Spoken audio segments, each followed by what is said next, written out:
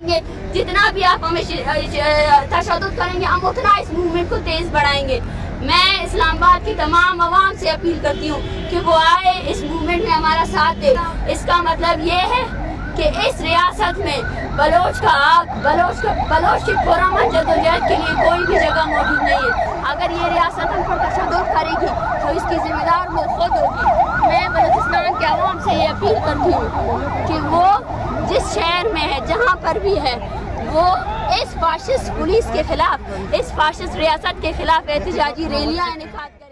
वो सुबह कभी तो आएगी, इन काली सदियों के सर से जब रात का आंचल ढलकेगा, जब दुख के बादल पिघलेंगे और सुख का आंचल छलकेगा, जब अंबर झूम के नाचेगा और धरती नगमे गाएगी। वो सुख कभी तो आएगी, जिस सुख की खातिर हम जुग जुग से सब मर मर कर जीते हैं, जिस सुख के अमृत की धुन में हम जहर के प्याले पीते हैं। इन भूखी प्यासी राहों पर एक दिन तो करम फरमाएगी, वो सुख कभी तो आएगी। माना कि अभी तेरे मेरे अरमानों की कीमत कुछ भी नहीं, मिट्टी का भी है मोल मगर इंसानों की कीमत कुछ भी नहीं। इंसानों की इज्जत जब झूठे सिक्कों में न तोली जाएगी, वो सुख कभी तो आएगी। बिस्मिल्लाहिर्रहमानिर्रहीम। अस्सलाम वालेकुम नाज़रीन, ये नवाज भुट्टो ऑफिशियल और मैं हूं आपका मेज़बान नवाज भुट्टो। नाज़रीन, मैंने ये कहीं सुना था, मैंने किताबों में पढ़ा था कि रियासत माँ के जैसी होती है, और मैंने कुछ हाकिमों को भी ये कहते सुना था कि रियासत माँ के जैसी होती है। लेकिन मैंने किताबों में पढ़ा था, किसी ने मुझे मशवरा दिया था कि जो किताबों में लिखा है वो महज किताबों में लिखा है, क्योंकि दानिश्वरों की बातें होती हैं वो महज किताबों के अंदर ही अच्छी लगती हैं और उनका मुआशरे पर इतलाक मतलब ज़रूरी नहीं है। तो मैं हैरान था कि रियासत तो माँ के जैसी होती है, और माँ वो ताकत है कि अपने बच्चों पर आंच भी नहीं आने देती। माँ वो ताकत है कि खुद से कई गुना ताकतवर दुश्मन से भी अपने बच्चों की हिफाजत के लिए टकरा जाती है। लेकिन इस वक्त क्या हम करें कि जब एक रियासत अपने ही बच्चों पर जुल्म करे, तशद्दुद करे, अपने ही बच्चों की जिंदगियों को निगल जाए, तो क्या इस रियासत को मैं कह सकता हूं कि ये माँ के जैसी है? तो फिर मुझे किसी के लफ्ज याद आते हैं कि हमने सुना था कि रियासत माँ के जैसी होती है, लेकिन अब लग रहा है कि हाकिमों ने रियासत को डैन बना दिया है और वो जिंदगियां निगल रही है। ये सवाल का जवाब मुझे आप, मेरा भाई कहाँ है? बंद अल्लाह ने बंद किया, क्या करें? शर्म किए। मेरा भाई कहाँ है और आप में से मेरे भाई को किसने उठाया? सवालों का जवाब है आपके पास। दहशतगर्दी का यूनिफॉर्म आप पहन के मेरे भाई को दहशतगर्द कहते हैं? दहशतगर्दी का यूनिफॉर्म तो आपने पहना है। अब नाज़रीन, मैंने ये भी महसूस किया था कि जब तुर्बत से मेरी रियासत जो माँ है उसके जो बच्चे हैं वो जो चलेंगे, जो फरियाद लेकर अपनी माँ के पास आएंगे और वो अपनी माँ के दरवाजे पर दस्तक देंगे और फिर फरियाद करेंगे और फिर आहो बका करेंगे और फिर मातम कुना होंगे और अपनी माँ को अपनी फरियाद सुनाएंगे कि माँ, हम भी माएँ हैं, हम भी बहनें हैं, हम भी बेटियाँ हैं, हमारे शौहर, हमारे बाप, हमारे भाई कहाँ हैं? वो लापता हैं, वो गुम हैं, उन्हें जबरी तौर पर गुमशुदा किया गया है, उनका हमें कोई पता नहीं मिल रहा। ए माँ, हम जब इंतजार में होते हैं, जब दरवाजे पे दस्तक होती है तो हमारी निगाह, हमारे अंदर एक तड़प महसूस होती है और हमारी निगाह दरवाजे पर जाती है कि शायद कहीं वो तो नहीं आ गया। माँ कहती है कि मेरा बच्चा तो नहीं आ गया।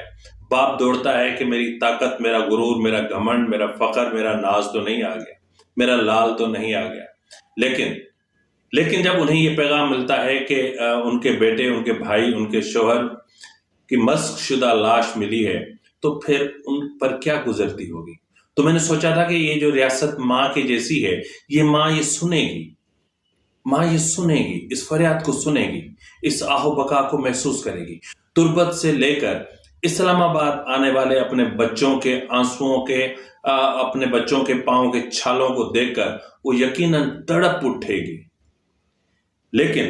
لیکن گزشتہ شب جو میں نے دیکھا وہ انتہائی دردناک، انتہائی افسوسناک تھا. اب ناظرین، اس جو لانگ مارچ ہے اس کی جو رہنما ہیں ڈاکٹر ماہرنگ بلوچ اور سیما بلوچ اور فوزیہ بلوچ اور ان کے جو دیگر لوگ تھے، یہ لانگ مارچ کرتے ہوئے اسلام آباد کی دہلیز پر سخت سردی میں انہوں نے آ کے دستک دی، لیکن وہاں پر موجود پولیس حکام نے انہیں روکا، ان کی گاڑیوں کو روکا اور پھر ان کی گاڑیوں کی چابیاں نکال لیں اور پھر انہیں مجبور کر دیا کہ وہ سخت سردی میں بچوں کے ساتھ، بوڑھوں کے ساتھ، ضعیف عورتوں کے ساتھ سڑک پر رات گزارے. لیکن وہ اس پر بھی خوش تھے کیونکہ ان میں سے کچھ لوگ نیشنل پریس کلب پہنچ گئے تھے اور کچھ وہاں دھرنا دینے کے لیے بیٹھ گئے. انہوں نے کہا ٹھیک ہے ہم یہاں بھی بیٹھ جاتے ہیں. لیکن پھر کیا ہوا؟ پھر اچانک ایک وحشی ٹولہ، اسلام آباد پولیس وحشی ٹولہ، وہ ٹوٹ پڑتا ہے ان پر اور ٹوٹ پڑتا ہے اور پھر تباہی مچ جاتی ہے. پھر ان کو گرفتار کیا جاتا ہے. پھر ڈاکٹر ماہرنگ بلوچ کو گرفتار کیا جاتا ہے. تقریباً 60-70 خواتین گرفتار ہو جاتی ہیں اور پریس کلب میں جو لوگ گئے تھے وہاں پر ان تمام لوگوں کو گرفتار کر لیا جاتا ہے. یعنی تقریباً 150 سے 200 افراد گرفتار کر لیے جاتے ہیں. یعنی ایک بھیانک سما ہے. میں اس سے پہلے کئی پروگرام کر چکا ہوں مسنگ پرسنز کے حوالے تھے اور میں اسٹیبلشمنٹ کو بار بار یہ کہہ رہا ہوں کہ یہ مسئلے کا حل نہیں ہے. اس مسئلے کا حل آپ کو پتہ ہے. اگر آپ کو پتہ ہے تو پھر اس کو اسی طریقے سے حل کریں نا. آپ اس کو اسی طریقے سے کیوں حل نہیں کرتے؟ آخر کیوں اس معاملے کو آپ کسی اور طرف لے جانے کی کوشش کر رہے ہیں؟ کیا یہ اچھا ہے کہ برطانیہ کی پارلیمنٹ میں وہاں کے جو ایک ایم پی ہیں یعنی بارلنگٹن اور سابق شیڈو چانسلر جان میک ڈونلڈ نے پارلیمان میں ایک تحریک پیش کی ہے جو بلوچستان بھر میں لانگ مارچ کی قیادت کرنے والوں والی باہمت خواتین کی حمایت میں پاکستان کے انسداد دہشت گردی کے محکمے کے آپریشن سے منسلک گمشدگیوں، اغوا اور قتل کی طرف توجہ مبذول کروائی گئی ہے. اس میں مزید کہا گیا کہ اس موقع پر انہوں نے جو ہے پارلیمان میں تحریک پیش کرتے ہوئے کہا کہ بلوچستان میں محکمہ انسداد دہشت گردی CTD کے آپریشنز میں بلوچوں کو جبری اغوا اور قتل کرنے کی وارداتیں سنگین انسانی حقوق کی خلاف ورزیاں ہیں جن کی طرف میں ایوان کی توجہ مبذول کروانا چاہتا ہوں. برطانوی وزیر کا کہنا تھا کہ جبری گمشدگیوں سمیت پاکستان میں انسانی حقوق کی سخت خلاف ورزیوں کو بے نقاب کرنے کے لیے بلوچ خواتین کی قیادت میں جاری لانگ مارچ کو عالمی میڈیا نظر انداز کر رہا ہے. یہ صرف عالمی میڈیا نظر انداز نہیں کر رہا، ہمارا اپنا نیشنل میڈیا، ہمارے اپنے ٹی وی چینلز، یعنی وہ کہ جن کو جو ریٹنگ کے پیچھے مرتے ہیں لیکن جہاں ظلم ہو رہا ہو وہاں پر مطلب کسی بھی قسم کی آواز اٹھانے کے لیے ان کی جان جاتی ہے.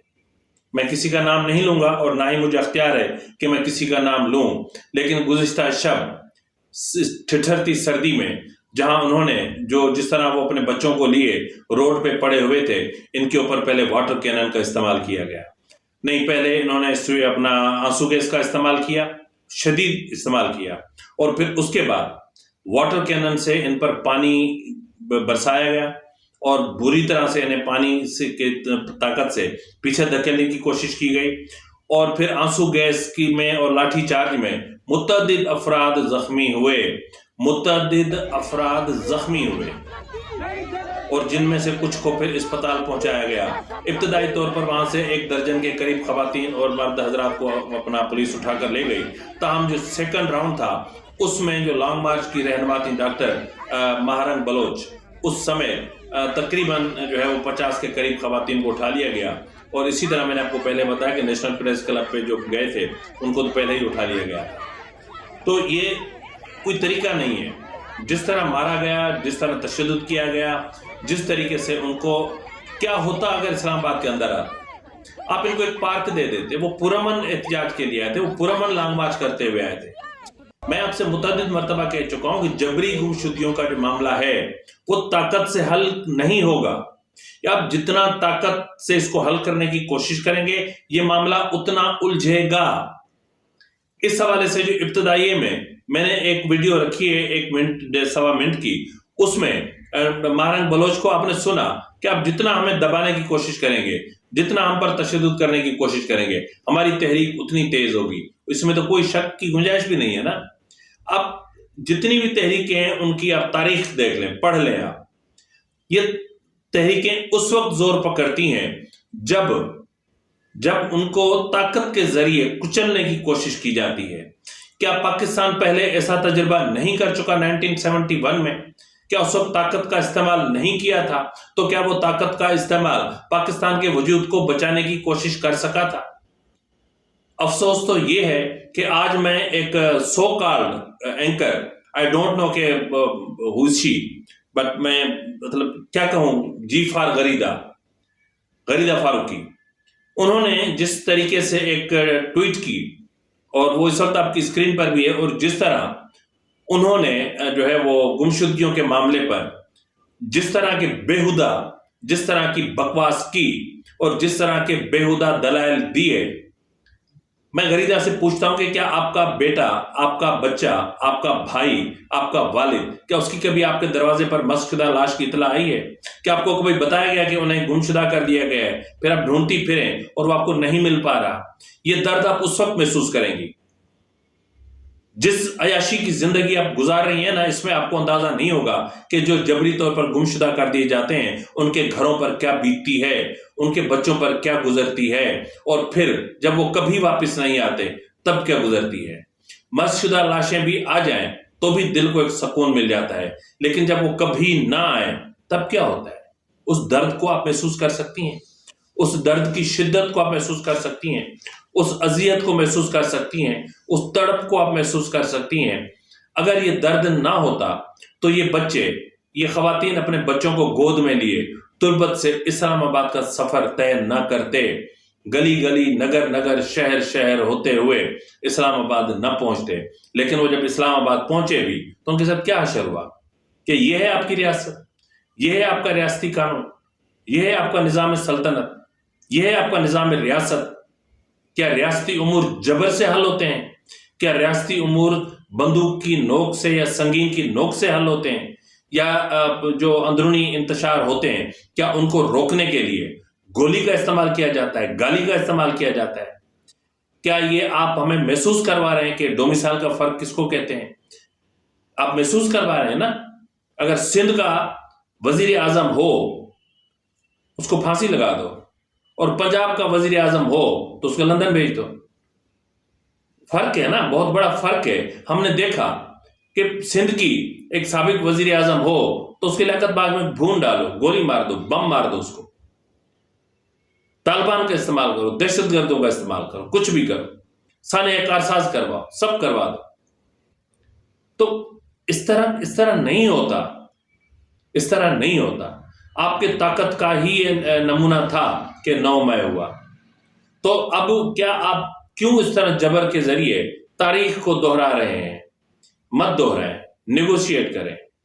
ریاست کو چاہیے، ڈی جی ISI کو چاہیے، چیف آف آرمی اسٹاف کو چاہیے کہ ان کے ایک وفد کو اپنے پاس بلوائیں، ان کے ساتھ بات کریں، پھر CTD حکام سے اور ISI حکام سے بات کریں، جو لوگ ہیں ان کو جو لیگل پروسیس ہے اس میں سے گزاریں اور ان کی اطلاع ان کے اہل خانہ کو دیں۔